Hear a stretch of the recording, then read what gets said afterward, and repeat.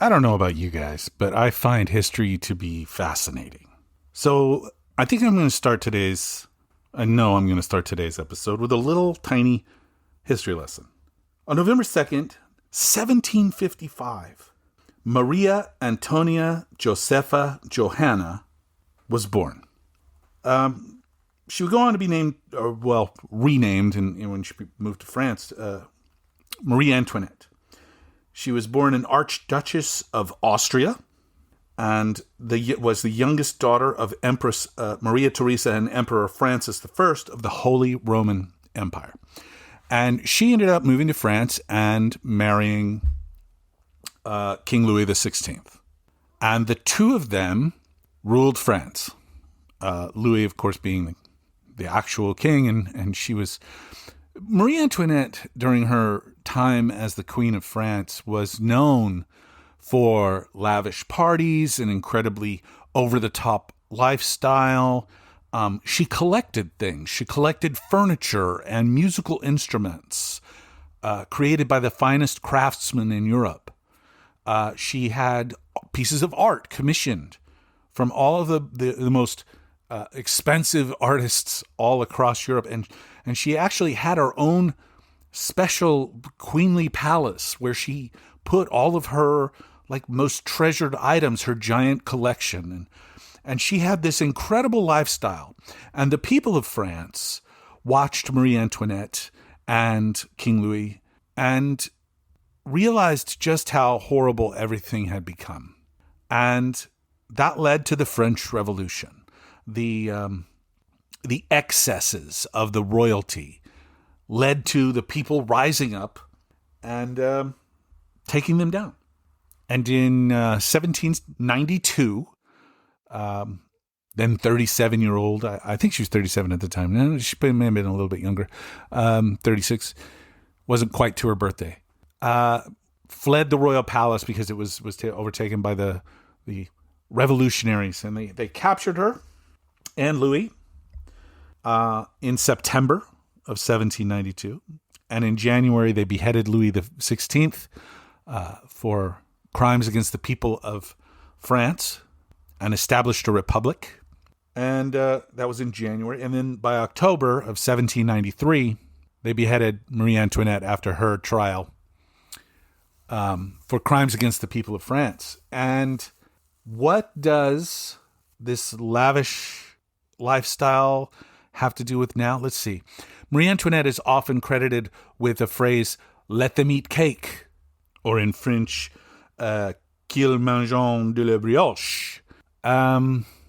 Basically, this saying that was accredited to her, for years. She wasn't the first one to say it. It actually appeared in a manuscript in 1765 when she was 9 years old, and she'd never been to France yet.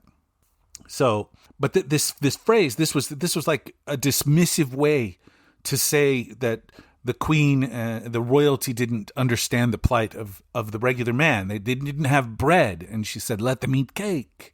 It was almost to say either she didn't understand or she just didn't care, or both. And what does let them eat cake? What does the tale of Marie Antoinette? What does all of this have to do with October 2025, the United States of America? Should feel pretty obvious, shouldn't it? Yeah. Let's talk.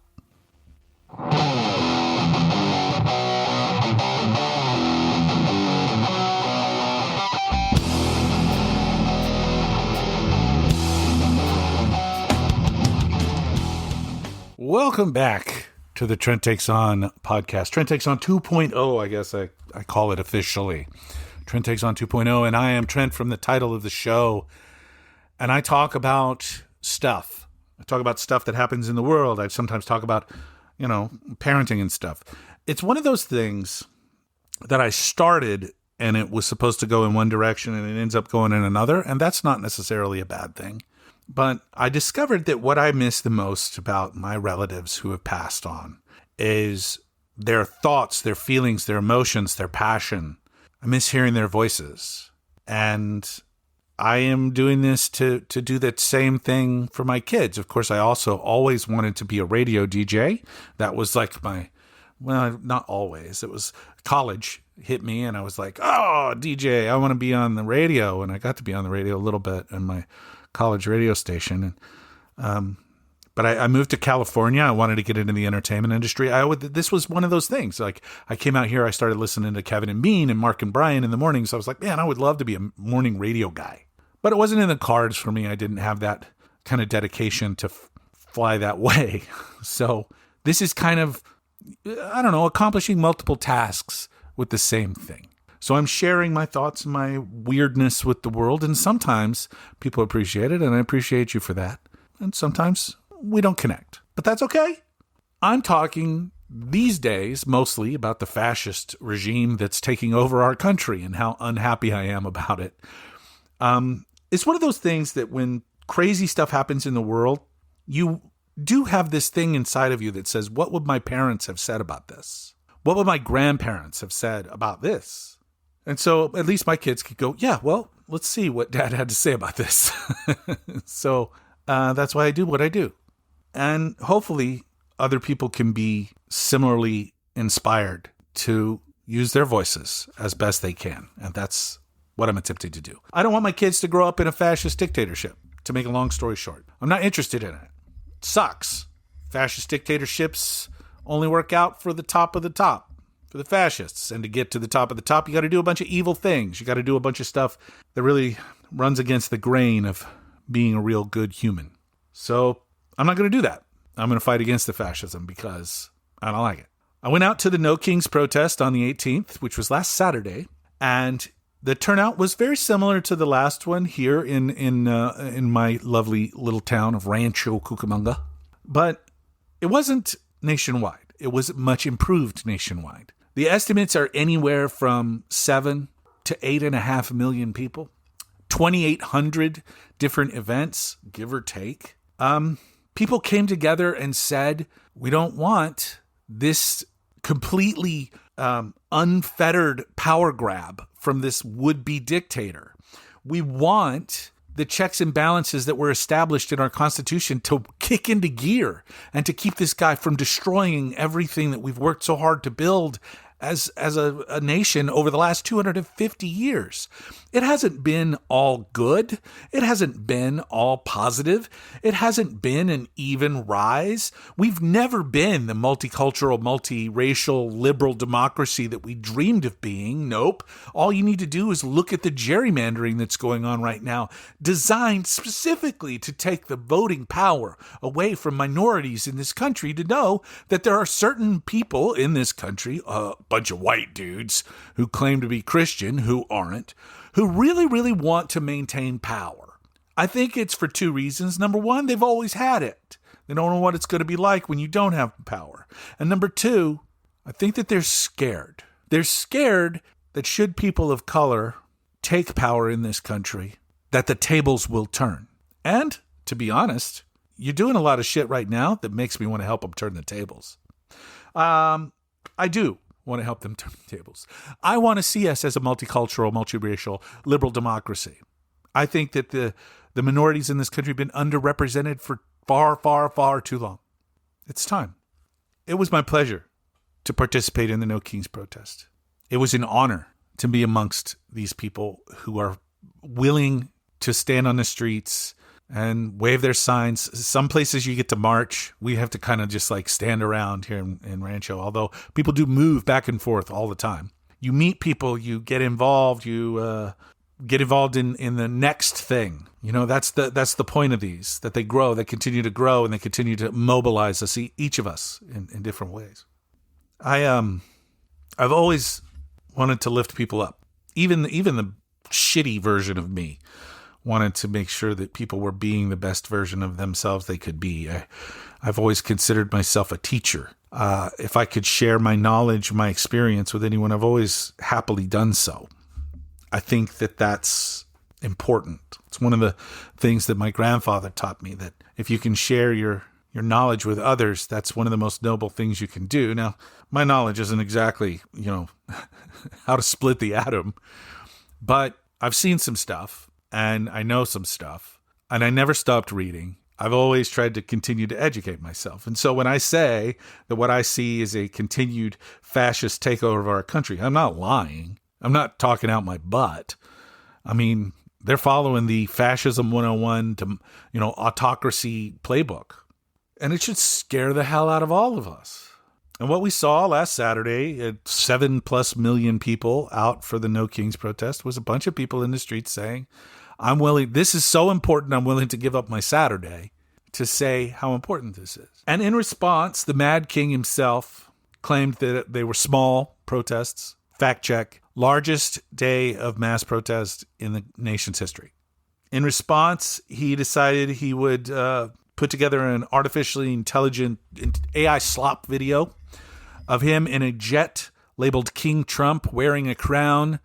And he flew over New York City and he dumped diarrhea, vomit,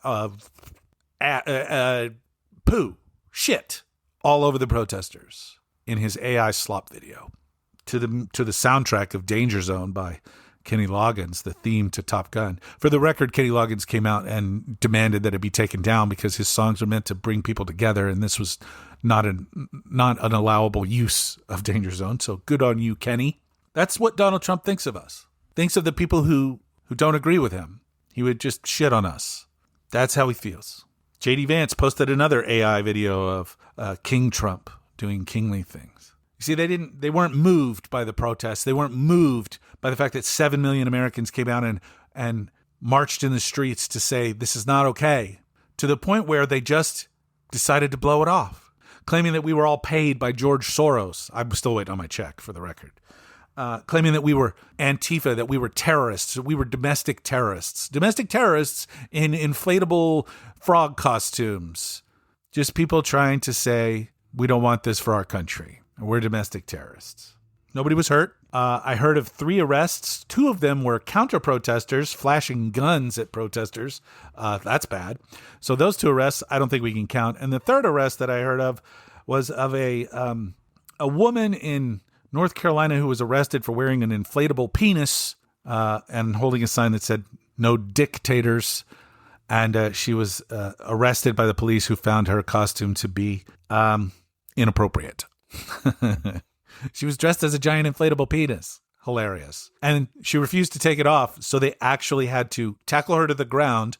3 cops tackled an inflatable penis to the ground and handcuffed her and took her off to jail while wearing an inflatable penis. The video of it's really quite something to be seen. There's a landscaper mowing the lawn right outside my garage, so you may catch a little brrr. These were peaceful protests. These are good people trying to say this is our country. And in response to that, this week, as the United States federal government continues to be shut down because Democrats are demanding that Republicans reverse course on ACA healthcare subsidies that people need to continue their healthcare. If they can get the ACA subsidies put back in, it could save 15 million people from losing their healthcare outright and another 20 million from seeing their healthcare premiums double. The average increase apparently is 104%, according to the Kaiser Family Foundation. Republicans refused to negotiate on this. In fact, House Speaker Mike Johnson, Lil Mike Johnson, has, can we call him Magic Mike Johnson? No, Magic Mike was cool. Mike Johnson is like a bad wax figure of Phil Hartman that's possessed by a demon. That's what he is. Just gross. It's a gross dude. He's had the House out of session. He refuses to bring them back. He refuses to negotiate. This is how governments work, right? One side gets to say, we're not going to negotiate. You have to do everything our way, because that's the way this government's worked. That's the way this government has worked since the swearing in of the 119th Congress. This is the way this government has been since Donald Trump was inaugurated on January 20th of this year. That's the way. Wow, they are like literally right out. There's not even grass outside my garage. What are they driving by? I don't even know anymore. But they sure are loud. This government has been my way or the highway since they took power, and they continue to behave that way. During the government shutdown, a lot of non-essential employees have been furloughed. And according to a law signed into being in 2019 by some president named Donald Trump, all of those people will be paid back pay for their jobs when they come back. Of course, he's decided he's not going to follow that law too, so we'll just put that on the list. But furloughed employees don't get to work. They don't get paid. And essential employees like air traffic controllers and others are forced to work without pay. Now, they could remedy all of this with temporary pay packages, but you need the House and Congress to be available to pass these bills. And of course, Mike Johnson isn't willing to do that. See, they're using the pain that they're inflicting on American people to force the Democrats to back down so that they can inflict even more pain on the American people. But the real kicker, and the reason that I wanted to bring up the Marie Antoinette stuff, the let them eat cake, is Donald Trump has started his ballroom project at the White House. When he announced this thing a couple months ago, I think it was July or very early August, one or the other, he said that it would be a kind of an attached feature to the White House, but it wouldn't affect the existing White House. That was what he said. He because he has absolute respect for the White House, because that's what he said. That was what he said in the announcement, that we weren't going to do any damage to the White House, that this was going to add to it. And he said that we've been waiting. People have been trying for 150 years to get this done, which I don't know who the fuck he's talking about. We don't need glorious balls. Glorious balls. We don't need a ballroom at the fucking White House. It's supposed to be a place of governance. You want to have a party? There's lots of hotels in D.C. with giant ballrooms available for your rental needs. It is unnecessary to host a ballroom, have a ballroom at the White House. In fact, it's just a giant additional security issue. But, whatever. We need to worry about security anymore, right? See, but the thing is, he lied. It's like he lies about everything else. He said it was going to cost $200 million. Apparently, it's going to cost $300 million. He said he had corporate backing. He was going to pay for it with corporate money and that the American people wouldn't have to pay for it, which, for the record, that makes it worse. Because basically you're shaking down corporations, or you're offering them a bribe. Pay for this thing and I'll give you this other thing later, maybe. We'll see. Maybe you'll get an automatic invite to every ball we have in our giant ballroom. To put this into perspective, a 90,000 square foot ballroom is 3 times the size of the White House before this week. And the reason I have to phrase it like that is they're demolishing the entire East Wing of the White House. And you've seen photos of it, hopefully. And you can be as outraged as you want to be.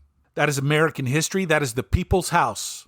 They did manage on Tuesday evening to file their building permits 2 days after the demolition had started. They, of course, haven't gone through any of the regular... there is a regular order to making changes to the White House. For instance, the last major overhaul was when Truman had to put in a bomb shelter, and they had to tear up a giant portion of the White House lawn and build an underground shelter for the people that work in the White House should we be bombed. Now, that makes sense, doesn't it? The last minor renovation apparently was the last minor renovation that went through any of the proper channels was Barack Obama changed the tennis courts to a basketball court, which meant apparently they took down the net and they put up a basket or two. So, yeah, okay. I don't think that one cost very much. I'm pretty sure it didn't. Landscaper's back, by the way. That's nice. This one is going to cost $300 million. On top of the earlier one where he paved over the Rose Garden. Donald Trump paved over the Rose Garden at the White House and put in this tacky little patio so that he could have little dinner parties with his extremely fancy friends. So when you think about this, not only did he not get the approval from the people, or at least the people's representatives, to make massive changes to the people's house, now twice in the first 9 months of his reign, I guess you'd have to say. What a disaster.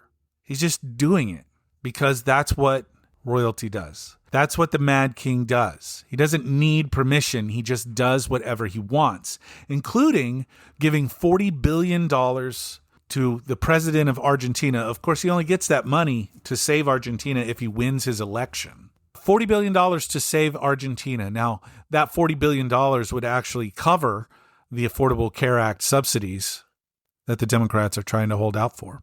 And then some. All the SNAP benefits that they took away too. Yeah, that's the priorities of this administration. What do we get out of Argentina being bailed out? There are a bunch of rich people with a lot of investments in Argentina, and that's why they're bailing them out. Has nothing to do with the American taxpayer, has nothing to do with American interests. Also, how did he get the $40 billion to give them? They're just writing a check? I don't remember seeing that in any of the budgetary outlays. It is not up to the president of the United States to decide that he can just send $40 billion to whatever fucking country he wants. That's not the way this works. So, Donald Antoinette Trump continues to live the most insane, lavish lifestyle of any president in history, including just over the last 9 months, over $100 million in golf excursions to his own properties. $100 million in golf excursions to his own Donald Trump continues to do whatever the fuck he wants because that's what people who think that they're above the law do. People who think that they are completely immune from criticism, completely immune from responsibility for their actions, for accountability for the things they do wrong, that's what they do. They push the envelope further and further and further, and they don't care. And that's his thing. That story about Marie Antoinette, I mean, it's pretty straightforward, isn't it? The French royal family thought, it doesn't matter what we do. We can do anything. We're royalty. Didn't turn out so well for them. And the population here is a lot higher than it was in 1792 France. There are more of us that have to give up our country. Sure, his Gestapo force is well armed, but they can barely do their 15 push-ups and 32 sit-ups and 1.5 mile run in under 14 minutes because, I don't know, that's the physical test that they have to pass. They also have to pass an open book exam on how to be an ICE agent, and 50% of the new recruits are failing that, and a third of the ones that pass that are failing the physical. So we are really getting the best of the best who are attempting to join ICE so that they can put on their masks and terrorize the public. But yeah, I digress. They're not scary. They can't be scary. We can't be scared of them. What is courage? What is bravery? Courage and bravery, they're not an absence of fear. They are action in the face of fear. It's okay to be a little bit scared. But the more you look around, the more power you will gain from your allies, from the people who are marching with you in the streets, from the people who are on TV in the streets. When you look at them, you get to realize, man, there are a lot of people that believe like I do that this isn't going the way it's supposed to go. When we're going to show them that if they give us a chance, we're going to defeat them at the ballot box. And we're going to change this country, not back to what it was, but to a better version of what it was, where the people are the power. And that is the thing. That is the thing. These people have been chosen to represent us for a term. Donald Trump was chosen to be president for a 4-year term. Not forever, but for 4 years. He seems to think he's not going anywhere. I got bad news. You are. We are not giving up this country. No matter how many AI slop videos you post of you shitting on us, we are not going to quit. No matter how many times you claim that we're violent terrorists, we are not going to quit. There are violent terrorists in this country. They wear uniforms calling themselves ICE, and they cover their faces with masks because they're ashamed of what they're doing, because they know that what they're doing is against the law. And what the federal government is doing to us all right now, the Republican arm of the federal government is vile. And we see it and we know it. Utilizing the Department of Justice to investigate and charge with trumped up crimes, trumped up charges, the political enemies of the president, the dissidents who say that this man is unfit. Every time he lobs another ridiculous criminal charge at another one of his political opponents. It's proof that he is unfit. We all see it. We see you, Marie Antoinette. And now, as we watch him destroy our house, the people's house, to make room for his lavish ballroom, where they will tell us to eat cake. Or shit, they don't care which one. We see you. And we hear you.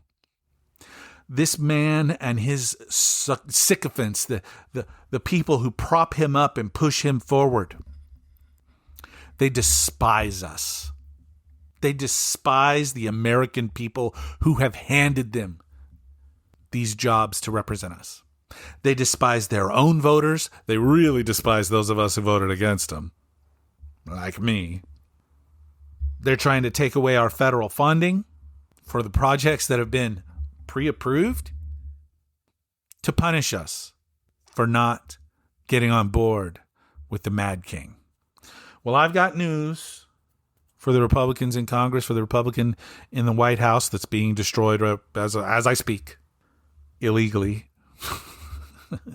Put it on the list. We're not going anywhere. America is not the land within the borders. It is not the pieces of paper that call us America or establish our rules. The United States of America is currently 50 states and the D.C., the District of Columbia, and every territory under the American flag, and the people that live inside of them. That's what it is. It's the people that live inside of them. That's what America is. And America has never been perfect. America has always been flawed, and it still is, because there's a solid number of Americans who are absolutely A-OK on board 100% with this fascist regime taking over, with this fascist regime terrorizing people of color, with this fascist regime taking away health care from the poor, taking food off the tables of Americans who desperately need help. They're okay with all that. We're okay with the fascism as long as it doesn't get pointed at us. But here's the thing about fascism, kids. It always has to have a target. So when it gets rid of this target, they'll move on to the next target, and they'll move on to the next target. And there always has to be an enemy, and there always has to be someone that they're scared of. There always has to be another domestic terrorist group that they invent. There always has to be another version of dissidents. Fascism is what's happening. Look it up. Look it up. Find the definition of fascism and go, well, it is what's happening. Truth. But this is our country, the people's country. And he may demolish the East Wing of the White House, and he may build a 90,000 square foot monstrosity of a ballroom, and he may redecorate the Oval Office so that it looks like Marie Antoinette's bathroom, which it does.